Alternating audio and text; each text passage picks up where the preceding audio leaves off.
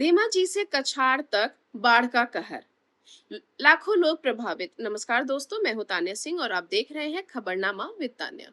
दोस्तों, असम एक बार फिर भीषण बाढ़ की चपेट में है। लगातार हो रही बारिश और ब्रह्मपुत्र समेत कई नदियों का जलस्तर बढ़ने से राज्य के कई जिले गंभीर रूप से प्रभावित हुए हैं।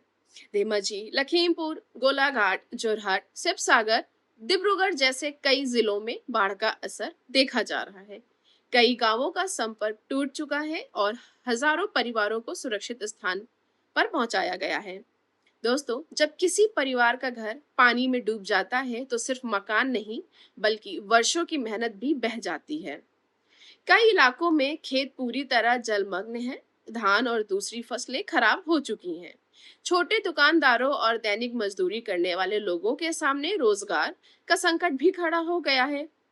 प्रशासन, एसडीआरएफ एंड एनडीआरएफ की टीम लगातार राहत बचाव का अभियान चला रही है। नावों के जरिए लोगों को सुरक्षित स्थानों तक पहुंचाया जा रहा है। राहत शिविरों में भोजन, पानी पीने का, दवाइयां और अन्य आवश्यक सुविधाएं उपलब्ध कराने की कोशिश की जा रही है।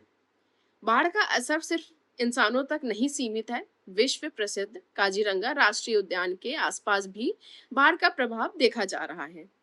बढ़ते जल स्तर के कारण गैंडा, हिरण और अन्य वन्य जीव ऊंचे इलाकों की ओर जा रहे हैं। वन विभाग उनकी सुरक्षा के लिए लगातार निगरानी कर रहा है ताकि किसी भी प्रकार की दुर्घटना ना हो। वहीं कई स्कूलों में पढ़ाई प्रभावित हुई है। कुछ स्कूलों को राहत शिविर के रूप में इस्तेमाल किया जा रहा है, जबकि कई जगह सड़कें और पुल क्षतिग्रस्त होने से बच्चों और स्थानीय लोगों को आवाजाही मुश्किल हो गई है।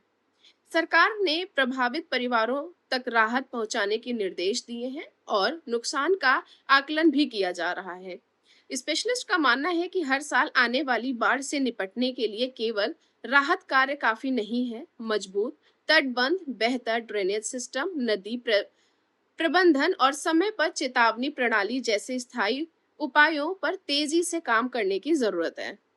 प्राकृतिक आपदाएं रोकी नहीं जा सकती हैं, लेकिन बेहतर तैयारी और मजबूत व्यवस्था से इनके नुकसान को काफी हद तक कम किया जा सकता है। अगर आप बाढ़ प्रभावित इलाके में हैं, तो प्रशासन की सलाह का पालन करें, सुरक्षित स्थानों पर रहें और किसी भी अफवाहों पर भरोसा न करें।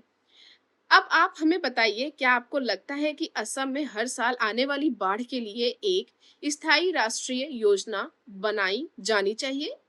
अपनी राय हमें कमेंट करके जरूर बताएं। धन्यवाद।